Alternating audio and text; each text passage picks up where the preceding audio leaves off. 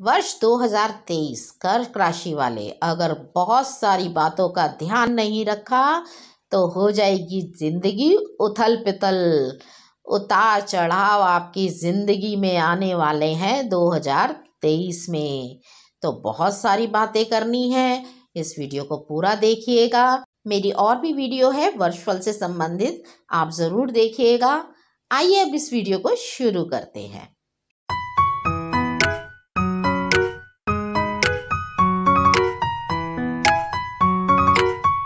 मैं एस्ट्रोलॉजर शिखा जैन अपने चैनल पे आपका स्वागत करती हूँ।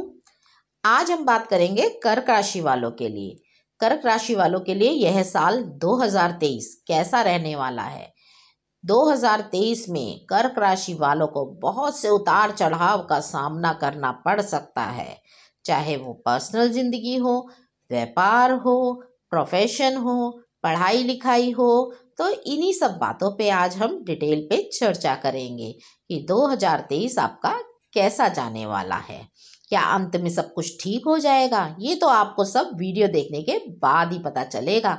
क्या साल के आखिरी में जाते जाते यह साल आपको कुछ देकर जाएगा या आपको बहुत सारी समस्याओं के साथ छोड़ जाएगा?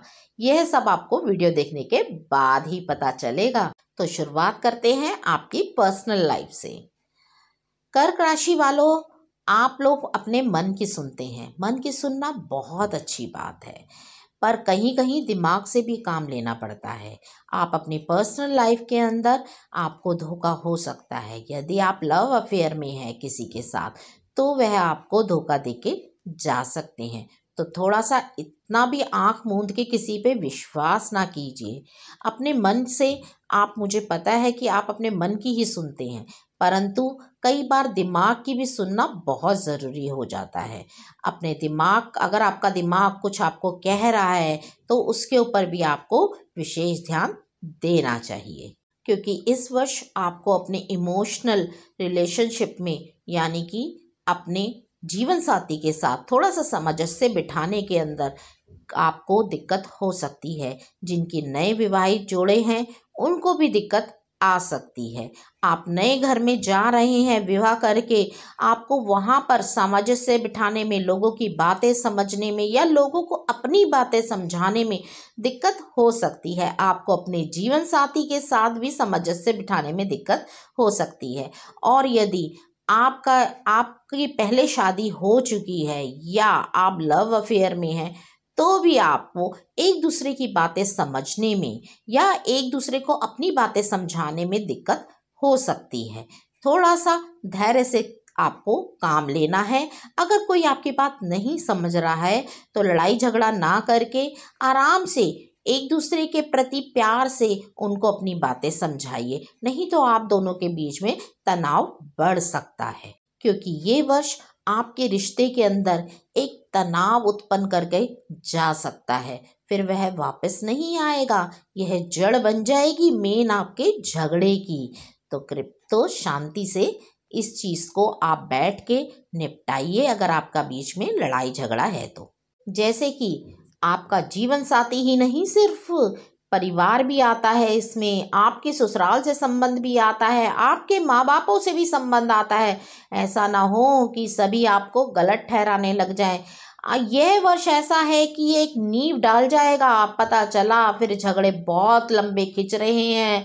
जैसे कि आपकी जिंदगी में एक डिवोर्स जैसा शब्द जो होता है ना, वो भी आने की संभावना हो जाती है। इतने झगड़े आपके करवा सकता है यह वर्ष। तो आपको करना क्या है? आपको बहुत ही शांत और धैर्य से काम लेना है, और ज़्यादा आपको अपने मन से नहीं दिमाग से काम लेना है। क्योंकि मन जो होता है ना, वो बहुत ही चंचल होता है आप लोगों का।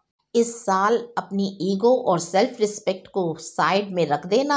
आप कहोगे सेल्फ रिस्पेक्ट को भी साइड में रख दे? जी हाँ, अरे अपनों के लिए अगर सेल्फ रिस्पेक्ट को थोड़ा सा साइड में रखना भी पड़े, अपने रिश्तों को थोड़ा सा संभालने के लिए, जिनसे आप प्यार करते हैं, जिन्हें आप पसंद करते हैं, और सबसे बड़ी बात, आप जिनके साथ रहना चाहते हैं, उनके लिए अगर आपको ईगो अगर थोड़ी सी और अपनी सेल्फ रिस्पेक्ट थोड़ी सी साइड में रख के अगर आपके रिश्ते संभलते हैं तो इसमें हर्ज ही क्या है, आप करके देखना। इसी बात को करने के लिए मैं आपको एक तरीका बताती हूँ जो इसी साल कामयाब होगा, आपके लिए बहुत ही अच्छा रहेगा। आप अलग अलग धर्म स्थानों पे जाइए, छोटी छोटी यात्राएं करिए धर्म स्थानों पर। यदि आप किसी अपने जो भी धर्म को मानते हैं, किसी भी धर्म के हों, अपने अपने धर्म स्थानों पे जाइए। अगर आप गुरुद्वारे जाते हैं तो वहाँ जाके सफाई कीजिए, थोड़ा सा अपना पूजा पाठ में ध्यान लगाइए। अगर आप मंदिरों में जाते हैं तो एक नियम बना लीजिए अपना मंदिर जाने का, वहाँ थोड़ी सी सफाई करने का। यदि आप चर्च जाते हैं तो चर्च में जाके बैठिए, थोड़ा शांति से कुछ भी कन्फेशन करना है तो कन्फेस कीजिए। जो भी आप धर्म को मानते हैं उस धर्म से संबंधित धर्म स्थानों पे जाना आपके लिए विशेष फायदा रहेगा।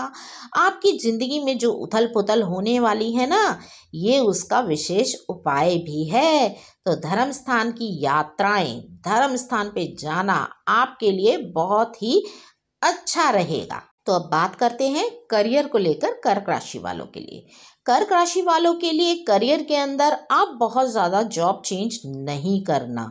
आप जिस जॉब में हैं उसी जॉब में रहिए, बने रहिए, आपके लिए अच्छा रहेगा।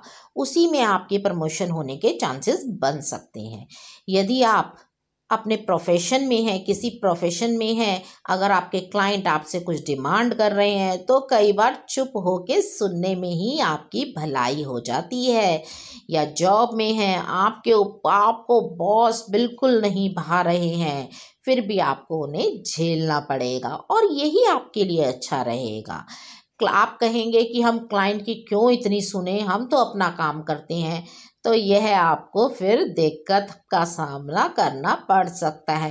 परंतु यही रहे कि आप अगर अपने क्लाइंट की बात सुनते हैं और धैर्य से काम लेते हैं तो वह क्लाइंट आपको फ़ायदा भी देकर जाएगा, आपको उसका लाभ प्राप्त होगा। यदि आप अपनी नौकरी में बहुत ज़्यादा बदलाव करते हैं इस वर्ष तो आपको कुछ समय खाली भी बैठना पड़ सकता है।